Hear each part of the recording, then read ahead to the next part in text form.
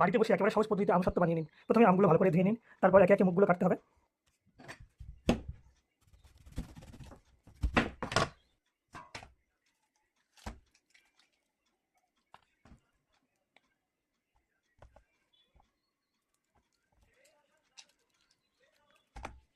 সব আমগুলোর খোসা ছাড়ানো হয়ে গেছে। এবার আমগুলোর আটি থেকে গা থেকে আমের শাঁসগুলো খুলে নিতে হবে এইভাবে।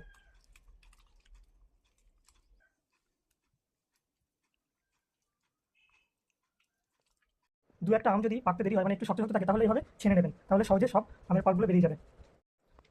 এবার আমটা ছেঁকে নেওয়া হবে, যে ছিবড়ে ছিবড়েগুলো থাকবে সেগুলো বেরিয়ে যাবে, একেবারে মোলায়েম জিনিসটা রয়ে যাবে।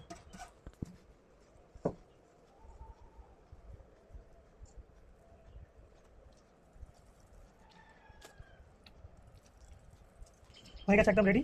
এবার এতে আমসত্ত্বে দেওয়ার জন্য দুটো শুকনো লঙ্কা ভালো করে কড়া করে ভেজে নিলাম। এবার এটাকে গুঁড়ো করে এর মধ্যে মিশিয়ে দেবো। এবার এই আমের নোটটা নিয়ে একটুখানি ফোটাবো কড়াই দিয়ে, একদম হালকা আঁচ রাখবো।